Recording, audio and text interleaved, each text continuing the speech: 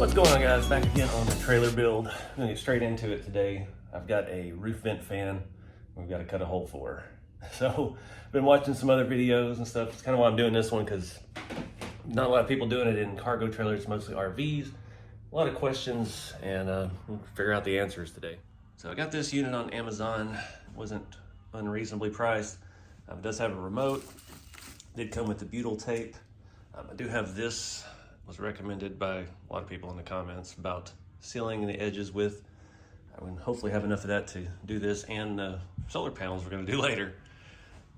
This unit was like 120 bucks or something. Had a ton of good reviews, so it's a Kori brand. Yeah, so I've marked out a spot here on the ceiling. My thought is I want the front edge to screw into the roof support. I don't want to have it just bolted to the roof. Talked with AI, searches and stuff. It says it's fine, especially with this extra plywood in here, even though it's only 1/4 inch. It should be good enough. They're low profile, doesn't catch a whole lot of wind, but I'd like to have those front screws into the beam just to protect it while we're driving, because I like to do the speed limit when I can. And yeah, I figure we're gonna run the wiring down that side. Just go down a roof beam, it'll be nice and easy right there. So I got some pieces of wood. I've got a bunch of this scrap pine hardwood stuff. I'm thinking maybe we can make some side supports, just something for the screws to go into a little bit stronger, and then we'll have it in that front beam. I've got this one's for the back. I actually have, which I think our back is gonna be here. I've got some I'm about to cut 14 inches for the side. It says to just make 14 by 14 hole and plop it in from the top. So yeah, you just gotta do it. It's a little unnerving, brand new trailer, but yeah.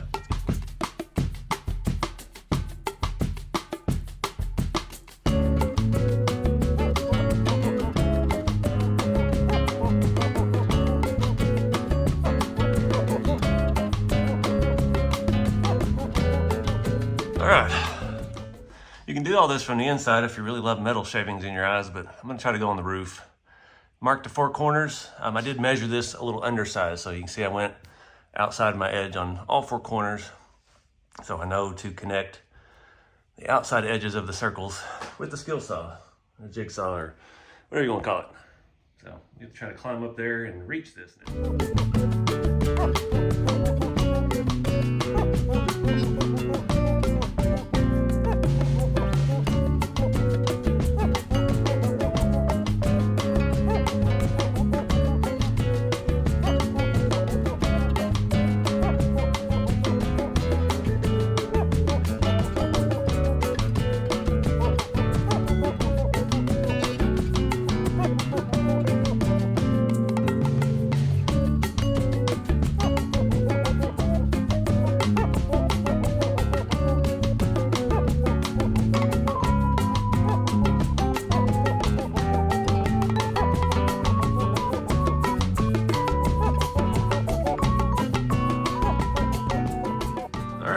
Skylight engaged. The roof is ugly up there for a brand new trailer. Just sloppy with that stuff. So the instructions say to put silicone around your inside edge, then the butyl tape, and then come back later with that stuff. So we're gonna do, I'm gonna get this all prepped up here, ready to go first. Down here, I mean. I'm gonna go ahead and put a pretty thick bead in this section of silicone. My cut's not perfect, but it's well within the range of the screws biting, so as long as we get, I'm gonna go pretty heavy with the silicone. Let's just say that. And then we'll get the butyl tape on, then we'll go take it up there, place it, and then we'll try to figure out how we want to attach it. Because I don't know if these screws that it came with will self-tap into our frame here. We may need to switch screws for that portion. And it's just a guessing game from there. I don't know how this inner piece fits. It slides down in there a little bit, but it does not fit. It's made for RV roofs that have a extra barrier, and we don't have that. So we've got about a 1 inch, 3/4 to 1 inch wide beam, 1/4 inch piece of plastic or plywood, and that's it. So yeah, get this thing all loaded up. All right, ain't pretty. Got the tape on, farthest out. Did the front edges a lot more than the back. Went pretty crazy with the silicone. We'll just see what happens. We got rain coming up here in the next week, so it'll be a good test. I did just go up there. I probably could have done that from here and alcohol wiped the lip down. Could have saved myself a trip up the ladder. So let's get this thing up there. Then I'll have to come back and find the screws and the right bit and start trying to make this thing attach.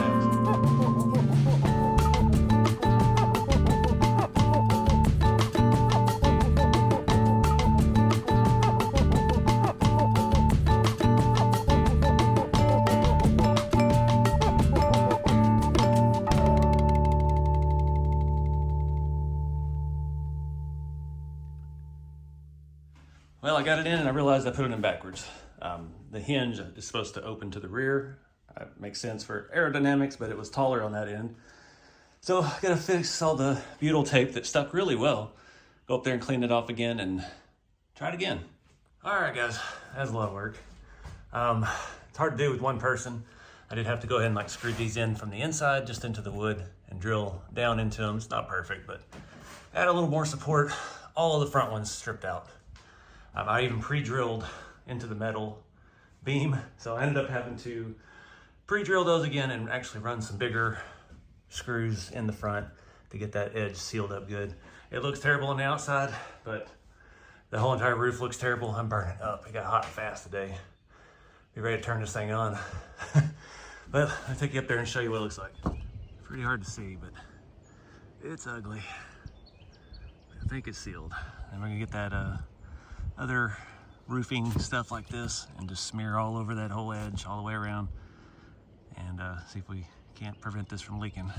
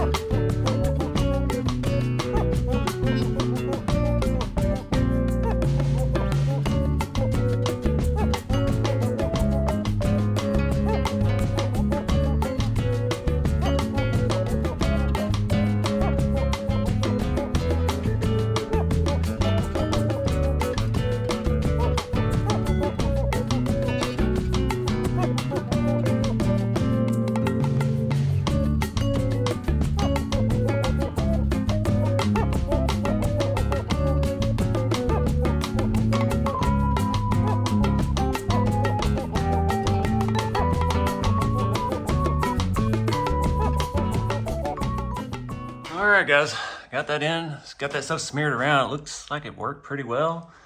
See how it dries. This stuff's supposed to not shrink. That's why it's made for RV roofs. Almost used probably a little less than half. I got it pulled out right now. I'm trying to save some for solar panels. We got to drill 4 mounting holes for those somewhere up here. And then I've got the little port for the wires to come through. So I'll make sure we get that all sealed up real good, but I'm gonna continue with the fan. I get this wired and working because it's hot. It's really hot in here. So I've got some of this wire that we used earlier. I still should have plenty to run up there to the fuse panel. And I'm just gonna wire it into the fuse panel like I have everything else. I'll have a button up here for it. You figure out what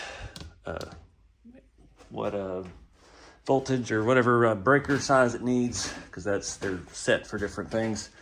Sure, it says somewhere here in Chinese 25 watt. So I think I have a 25 watt open still. Take a look real quick. Having a hard time getting this off since I mounted it. Come on. Now we've got a couple 20 amps open. We could easily put a 25 in that, I guess. I don't see that anything's really different in there. Same connection on every one, so yeah, I'll get to run some wires out here before we get to turn some air on. 2 hours later. All right, guys, it's in and working. I got the remote mounted over here. This is wireless. It opens and closes automatically. It's decent. Got it pulling air out right now, top speed. Gotta keep an eye on the battery. It hasn't moved at all. Just routed the wire. I had a hard time getting that one tight because it's clamped in out there. Gonna run, secured. I gotta go cut those zip ties. And then I actually ran it down this side of the V and actually put a grommet in and got it routed right there. I was talking with the with the AI, just sent it this the instruction manual for this. It said 5 amp. I put it on 10 for the fuse. I don't have any 5s currently to swap it out. We'll let it run here for a little bit. That thing kicked on, and make sure the wires and stuff aren't feeling hot. So I think it's I'm gonna about wrap it up. Take a look up top, see how that stuff's drying, see if we need to put any more on. It's blinding bright up here. Thing looks good. It's ugly, but it's sealed pretty well. We'll just wait till it rains to see what we got. I want to show you this. This was that off-brand Oxbeam switch controller. It's identical to the Oxbeam brand one I had before, but the biggest problem is the buttons. The stick-on buttons were all cut wrong, so they all have these horrible looking lines and they're off-centered, and yeah. So these are just the defects from the Oxbeam brand. That's why they were cheaper. I think this whole thing was only 80 bucks, but it's working good. I mean, I've got close enough interior lights. Trying to remember what those even are. Got our auxiliary controls, got the lights at the step, stereo, and now the fan. So I'm trying to keep one open for the refrigerator. I still haven't figured out how I'm going to set that up yet. It still needs to be mobile in and out. So it is a 12 volt. It's not my favorite fridge, but I keep my favorite cheap fridge in the bed of my truck. So yeah, we'll add that later, but now let's take a look at the solar controller. I did quite a bit of research on this. This is the MPPT, the multi something. What did it? I put it at the box, see if it said that. Sound like a professional here. This was supposed to be a better option. It has an app. We'll see how that works. Had mixed reviews on the app. No display on it, but I can't remember how much this was. All this stuff's in the Amazon store. It's good compact size. The little basic sets that you get that have like a lesser version of this, and it comes with like 200 watt panels. They're okay, I guess, but this is supposed to be more yield. You're supposed to be able to get better cloudy day coverage, more power out of clouds, I guess, with this type of controller. So all in on the solar system, I'm in about 260. I did have to buy extension cables for the panel. I've got the little module for the roof. I've got the mounting brackets that the panel did not come with, this unit, and I've got a 200 watt energy panel. It is a lot bigger than I thought it would be. This is that one, 200 watt panel. I'm gonna try to get this where it bolts strictly to the roof supports. I'm thinking I'm just gonna center it right over the work area. See where the wiring and stuff works out. Trying to keep it all to favor this side of the trailer. If we put it long ways, we might be able to put our module right here, bring our wires straight down under the table. Put the controller over here by the power converter charger system. So as far as wiring, I gotta make a ground and a negative cable to connect to the battery. It does have the option to wire something directly to the solar charger. I'm not interested in that. So yeah, we're just gonna have our in and our out to the battery, and this thing can do its thing. So get these mounts mounted up. I am gonna Loctite the hardware on the panels because I don't need this flying off the roof while I'm going on the highway. It does have self-tappers for that. Like I said, I wanna be able to bolt it through. So I want to be able to drill straight through, put bolts, nuts. It's going to be a nightmare to try to tighten up, but I'd rather that. We do still have some of the butyl tape left from the roof. I'm going to put those underneath everything, and then I'm going to come back with that black goo that we did and seal around the feet, and we're going to go crazy over the input, the wiring input. Oh, and it's the heat of the day now, and I have to get back on the roof. Goody. So anyways, got that. I got to get all this stuff cleaned up. I guess I'll wait because I'm gonna have to drill another hole. I was able to fish that wire out of the wall somehow. I just got lucky. And hoping to do the same with the power cables here for the solar panel. We got 20 feet. I mean, we ought to be able to get from, say, here to down there. That should only be about 10. And I got them with ends on one end so we can connect straight to our junction block and all that jazz. And let's see how it goes. I've never done any of this stuff before, so yay. Let's go start on the panel first. All right, guys, hope you can hear me over all the noise. I've got the panel brackets on, trying to shoot for 47.5 inches center on center. So that'll get this into a cross beam and this into a cross beam. So we are just gonna self-tap them. The first cross beam where I need to mount it is actually got a light right on top of it. And I don't wanna have to start jacking with their wiring. So we're just gonna bolt it or use their self-tapping screws straight through. So another thing that got me thinking, this does have grounding points, and everything online, it's clickbait. Everybody's like, oh, nobody grounds their solar panels. According to my sources, metal roof, metal trailer frame doesn't need to be grounded. The trailer does have a ground going to the battery. They're strapped to the frame. This is all welded. I'm guessing it's going to be all right. I'm not sure. I was going to put the butyl tape between here and the roof, and now I'm kind of thinking maybe I shouldn't, so we get better conductivity of the ground maybe. I don't really think that's going to matter. We're going to have 8 screws, 4 of which are going to be going directly into the metal frame through the metal roof. So I think that's the plan for now. So now I got to try to get this monster up there, and it's the heat of the day, so this is going to be fun. I got to get up there. It's a mess on that roof. They put crappy looking sealant everywhere. They wipe their tools on it. It's horrible for a brand new product. These are just as bad as RVs apparently. So I got to get up there, get this thing centered, figure out, make sure I'm actually lined up. I do need to cut these loose beforehand and figure out how that connection goes together. Figure out where exactly I want to put this thing, the input, and let's go from there. So yeah, more drilling holes in the roof. All right, guys, this has been a nightmare. Had to go bigger screws. Those ones that came with just wouldn't bite. Got them in, got them all in, one on each corner in the structure. I opted to put this to one side. For one, it's easier to get up here, and 2, be easy to clean, to dust it off periodically, so I can just come right above the door. I'm getting ready to do this thing. I did have to order some more of the sealant, and I had to get some extension nozzles because I've got to get in here better up underneath the backside of that. Yeah, didn't plan that very well. So got that stuff coming Tuesday. Hopefully I can get it in and get it on before the rain hits. We'll see how well we did. So let me show you what we're working on. Got this stupid thing finally hooked up. I got to tighten everything up. I'm not sure where the connectors need to be, if they need to be in that hoop or not. Yay. So we don't need a very big hole in the roof, but we are gonna have to drill. So I'm gonna try to get it over into the wood because I don't, I can't even anymore. Our first panel is into this beam, first bolt, so thinking somewhere over here, bring it down and under, and we can cut some of this wire off. That's been the biggest problem, is you have to run it all backwards because it's got connectors on one end already, and if put it on wrong and I had to take it off, and then the little gland seals came apart, and yeah, big mess. So yay.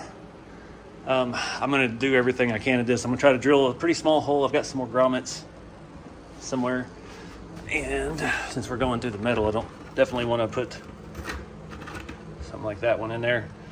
Route these through, and I'm gonna use the butyl tape. It's up on the roof still, and I'm gonna use the rest of the tube I've got today all around this stupid thing and get it sealed. I definitely bit off more than I could chew for one day, but we're already here. We got to keep going. So fan's working pretty good. I got it pulling air out. I haven't had this on. It's only about 82 or so out here today, so it's pretty warm in the trailer, but it's not too bad.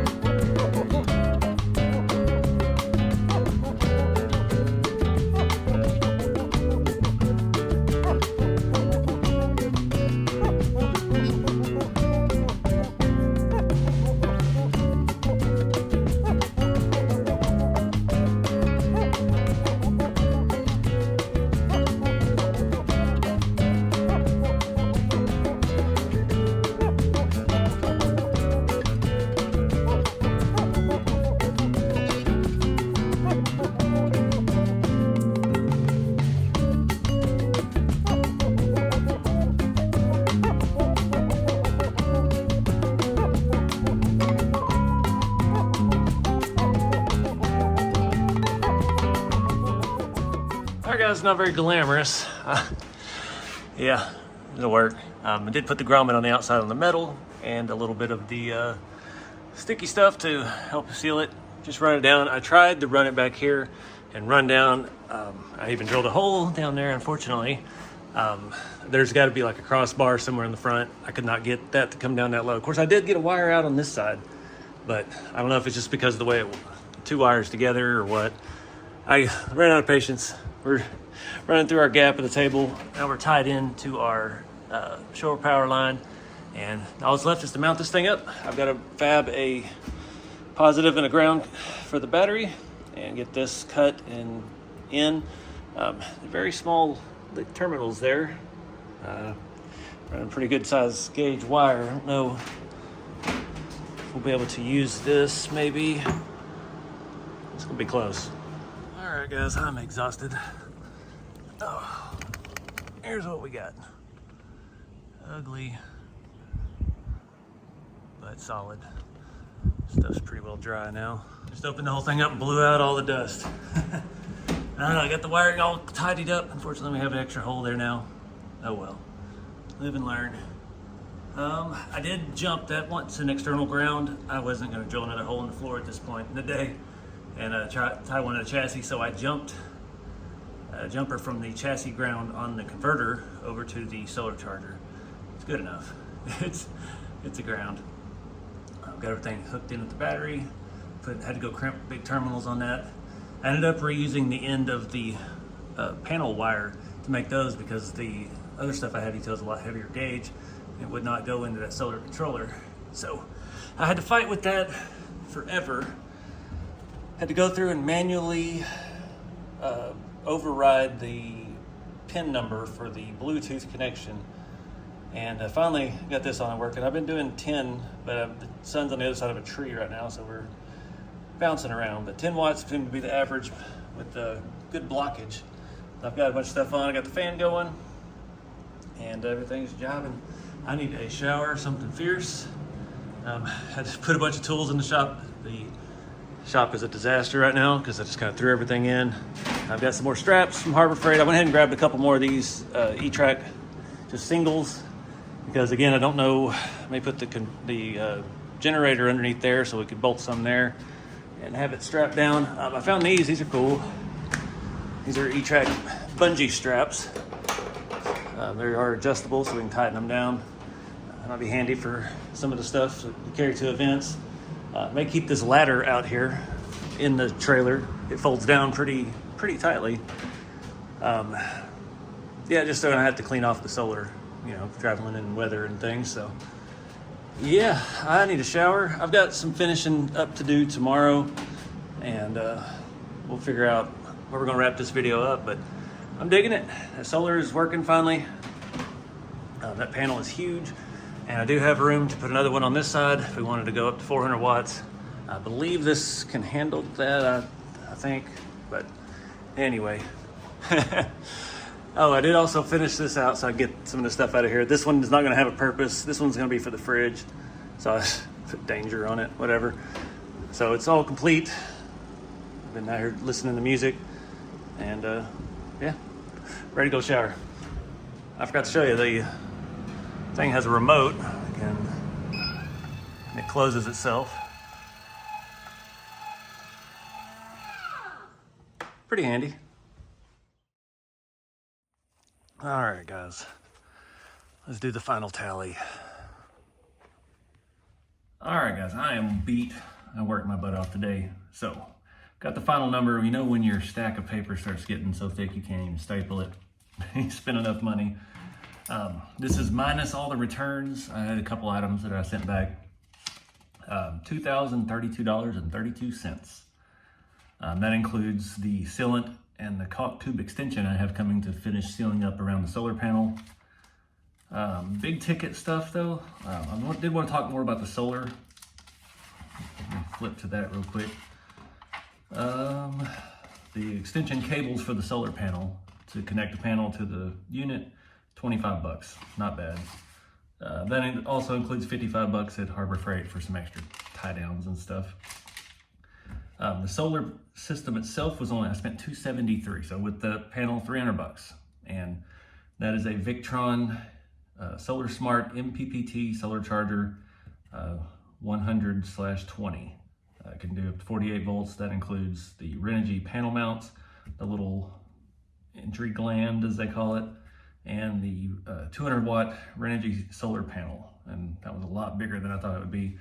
But having one 200 watt panel versus 200 watt panels saved me a lot of holes in the ceiling and, you know, get more power. The fan was 115. I kept saying that wrong in the video. The Kori 14-inch RV vent fan, 10-speed, reversible, remote. I can press a button, it opens automatically. You can still manually crank it if you need to. Has a removable screen. Had really good reviews. I will say with the install of that, when you drill the holes through, if you're going to cut through from the top like I did, go ahead and draw your lines. It'll make life a lot easier. I thought I can cut a straight line with a jigsaw. I cut 3, one not so straight, but you know, that's what we got all that silicone for. The silicone stuff was $10 a tube. The one I bought to finish with was 15 because I needed it faster and I could only get the white color faster. I don't know why it cost more. Fire extinguishers, I mean, every little thing. $50 on fire extinguishers, which I gave one to my mom because I worry about her burning down the house. And I put one in the shop, so I actually had one that's rated for electrical stuff because that's what we do. That included all the screws for the E-tracks. And I ended up using some of those actually on the panel because they were actually really good screws. It's just some brand on Amazon. And I spent $35 on screws, and I used probably 75% of them. E-track stuff, $28. The lights under here, I spent $27 with tax and everything, but they only came 8 packs, and each pack had 2. So I've got a ton of those lights left. I only put 2 in the trailer. So we can come back and add more up here if we need to. I really don't see a need for it, but yeah. It was one of those deals where if I bought a 1 pack of 2, man, it was like $12. So why not spend double and have double or triple the product? The stereo, around 80 something bucks with the speakers, so not bad at all.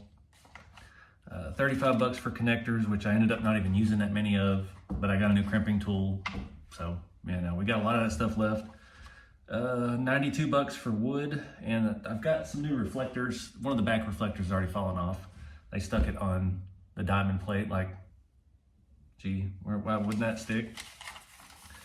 This was a $229 order. It's more E-track stuff, but the electric jack, 7,500 pound tongue jack, $189.99 on Amazon. That was, again, another off-brand deal. It works fantastic. I didn't know what weight you really need because it's only the tongue weight that you're counting. This whole trailer only weighs probably now still under 4,000 pounds empty. I think it was only like 3,400 dry, so we haven't put that much weight in it. That's another thing I've been trying to do is keep stuff down. We use thinner plywood on the building surfaces and all of that. What else? I think that's about all the big ticket stuff. $84 for the 8-gang switch panel that I have up here. That is, I mean, the brand name one, there's brand name, the Ox Beam that I'd actually done a sponsored video on 4 or 5 years ago. I put one of those in my 1500 HD Chevy, and I really liked it. It's identical system, but the buttons are cut wrong. So that's the only downside to that, but it saved me about $40. So, you know, if you're not hung up on the cosmetics, the cutoff switch was $10. That spool of 16 gauge wire where the negative and ground or the ground and the positive are already wrapped together. I have about half of that left. That was 100 foot, and that was $45. So, you know, we're investing in future expansion with that.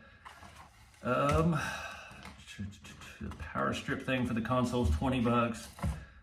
The gas tank mounts, those were $23. I have not figured out yet where or if I even really need those. Once I get all the stuff out of my storage unit and start selling that off, and then I get the 4-wheeler in here where I can take it places, and then we'll figure out where we want to put our fuel. I'm thinking maybe towards the rear. I don't want to smell it, for one. And I was actually kind of thinking up high in the back corners, have both the rotor packs, one on each side. Some other screws that didn't really work. I wasted 15 bucks on. 20 bucks for the circuit breaker just for protection. I sent that back. 17 bucks for the 1 and 2 110 outlet over there. And 35 bucks for 6 gauge positive and negative wire. And I use quite a bit of that. I can't remember exactly how much I have left. Maybe, what was that? 10 feet and 10 feet. I probably have 2 feet of each left, so not bad at all. One of the big things we started off early with was the VVOR, the power converter. So we have shore power, 55 amp, 110 AC to 12 volt converter. That was 72 bucks. Super easy to hook up, super easy to figure out. Yeah, definitely a must have. So you gotta have shore power. Even with the solar panel, we don't know, you're not always gonna have sun. The VVOR E-Track system, which I still have one piece of that left. That was 32 pieces. Those are 5 foot long, and not including the hardware, but with a lot of the tie downs and stuff that we have, that was 129 bucks. And it's must have for if you're gonna haul anything other than a car in here. And other than that, I had to buy a $378 receiver hitch for my truck. I did get a 3/4 ton last year, and I have not towed anything with it since until now. So I realized I have about 4 2-inch receivers and no 2.5. It does have a bigger receiver hitch, and then this is a 2 5/16 ball. So I had nothing with a 2 5/16 on it. So that's our running total, $2,032.32. Not including things like the console I put in here, which I pulled out of my old truck, our cow RC mats that I've got attached up here. I keep hitting the table and it makes the camera move. And a new box fan. I've had that for a while. I haven't used it yet, but I think that's going to kind of live out here because it gets hot in Texas, and the first event's come at the end of April, Texas Crawl Fest. So we'll probably need a fan. But I think that's it. It's pretty cool having the vent fan or the remote, all that power stuff. Got music.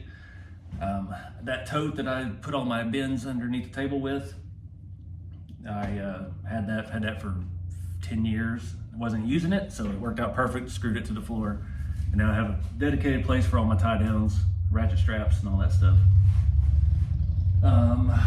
Yeah, other than that, I've got the generator. I've got a Champion. It's kind of a small one. It'd be perfect for this setup.